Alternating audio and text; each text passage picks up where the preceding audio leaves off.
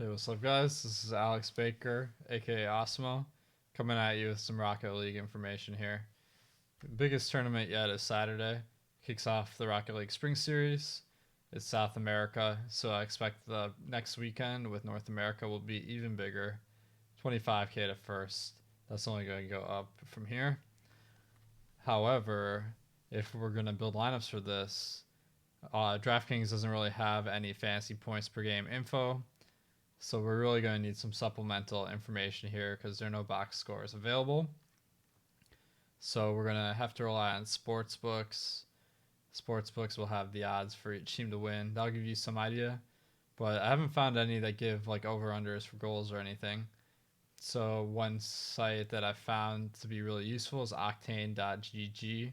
It's really hard to find the Rocket League stats you want, but this has them for every team, every player in these RLCS tournaments. So this is going to be a really good resource for trying to figure out who the best players are.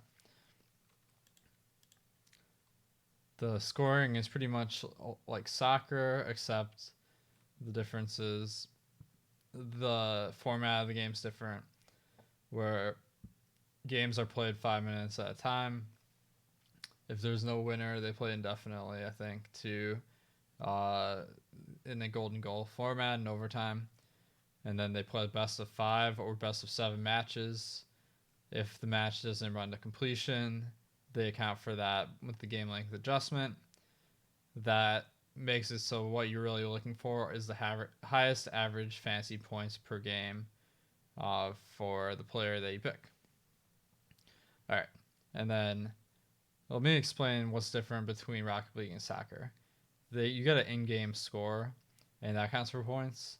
This in-game score, for the most part, is an amalgamation of shots, goals, saves, and assists. So, really, this is just counting for these categories twice. So you don't really need to factor in-game score into how you're gonna build your lineup. There is a team clean sheet. That means if the 0 goals are allowed, there is some correlation between players, but this is relatively uncommon from my experience, as well as these other categories are relatively uncommon. MVP, the winning team gets one MVP, and I mean, that's going to be who you want anyway, so that's really not important.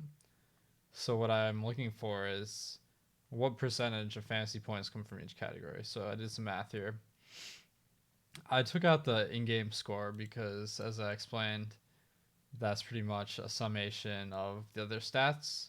So, about 35% of fantasy scoring comes from goals plus assists, 1/3 from saves, 1/3 from shots. So the play style of who you pick really could be up for debate, although because goal opportunities are scored at a less frequent pace per game. Like I expect there to be more volatility in how many goals someone scores. So the first thing I want to point out right off the bat is with the assist representing only 10% of all fantasy scoring, the correlation between players really isn't that high in Rocket League.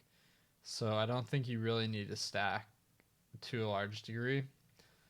But one contrary factor is this game length adjustment. If a team just dominates in 3 games, higher average fantasy points per game. But the difference between this and Counter Strike and League of Legends is in Counter Strike and League of Legends, the success of one team stops the success of another team in fantasy terms. So there's only like a certain number of fantasy points to go around. League of Legends, it's hard for the losing team to get a lot of kills. And then in Counter Strike, pretty much the same thing, except there's relatively fixed amounts of fantasy points per match. All right. And then let's look at some previous tournaments and we can try to draw some conclusions about what the winning lineups look like. So the first thing I'm going to look at here is can't remember exactly how to do this. Sorry, how many games were there? So, oh, here it is, scoreboard. So this was a 2-gamer. and both games were 0-0. All right, so ground zero had 2 players with 1 captain. Fury had 2 players with 1 captain, so a 2-2 stack took it down. And this actually was a unique lineup of 5,000, so pretty good sign that it's possible to build some interesting lineups here. All right, this one, I noticed there are 3 players from this one game. This was another 2-gamer. Rogue, Stromboli. So this guy, he had captains from opposing teams and then had one of those stacked. All right, this one was a 4-gamer, so this is starting to get interesting. All right, Fury. So this guy had 2 Fury, Renegades, and Renegades, so a 2-2 stack. Another one that was a unique lineup. So it definitely seems like it's possible to get some unique winners here. So that's pretty cool. And it is worth noting that only 2 out of 4 games even made the winning lineup here. And this one, 2-gamer, 62 people tied for first. Ghost Gaming, 1 stack of 2 Ghost Gaming, and then Energy. All right. I'm going to make the assumption that it's mostly optimal lineups that got into the winning position here. All right, Renegades, so 2 stack, neither MVP. I think that must have been salary cap because, or never mind. So, 2 really good individual performances on 2 teams, and then they were the optimal. So, interesting stacking there. All right, and then this one 2-2 looks like Solary, and then RCD 2-2, and 2 different games here. So what I've noticed so far, just off these limited samples, is that it seems relatively uncommon that one game has players from the both sides in the winning lineup. So I would avoid a game stack here, and this is a relatively small sample, but the fact that is a lot of these slates were 2-gamers, so we had 4 2-gamers and 2 4-gamers, and only one lineup had players from the opposing team as one of their players. So right off the bat, it looks like just stacking up for your team, or sorry, avoiding players from opposing teams is something that you should look to do in your lineup. Otherwise, we would see much more often the best lineups having players from opposing teams. And this makes sense to some degree because soccer and Rocket League both, I mean, it's a time and possession game. So, like, the team with possession is going to get more shot attempts. And only about a third of points are scored on defense with the saves. So, the team that has the ball more is going to get more fantasy points. There's a limited number of fantasy point scoring opportunities that can go between the 2 teams because of the 5-minute time limit.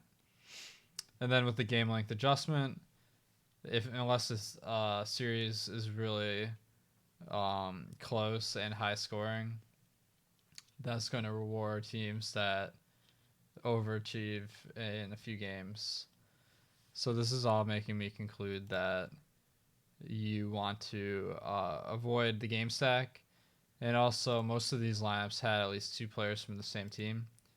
Now that I'm not really reading as much into, because most of these were only 2-game slates. So it would be pretty much impossible to build a lineup with no game stacking that didn't have two players on the same team. All right, and then we look at our 4-game slates. This one was pretty loosely correlated, and this one was very heavily correlated. So it does look like stacking up your players is an advantage in Rocket League. So I'm going to be looking to do that. So what I'm going to do for this tournament here, first of all, I'm going to wait until the sports books release the odds. That's going to tell me what I'm really looking for as far as the best teams, but also probably the most popular. And then you can kind of start to work on the pace, like how fast do you think a game's going to play, like how good is each team's defense, how many shots are they getting per game and stuff. I mean, uh, most sports books I've seen don't offer like over under for goals, so you're gonna have to determine that yourself. All right, and then once you kind of figure out how high paced the game is, then you can start to figure out which players from that team to target. Most teams in Rocket League, it does seem like they don't really have like a defense slash offense positional distribution like most players do at all. But there are a few teams where the same two guys are always on offense and one guy's on defense. So it does require kind of getting to know everybody to maximize your chances here. All right, guys. So hopefully this was a little bit of a good intro to Rocket League. So it looks like you want to stack up your team, make sure that you don't take opponents from the same team as your stack, and that's because you're looking for teams that close out the match early so you can get the multiplier points. All right. Thanks for tuning in, and hopefully we can have some fun in this Rocket League competition and start to see these prize pools go up. All right, guys. Thanks for tuning in. On the way out, make sure to hit the thumbs up here. That helps a lot. And if you're not already a member of Awesemo, we got a lot of awesome esports content, free articles pretty much every day. We got projections, ownership, and my top stacks. So I'm going to be looking forward to doing those for Rocket League as well. All right, guys. Thanks a lot.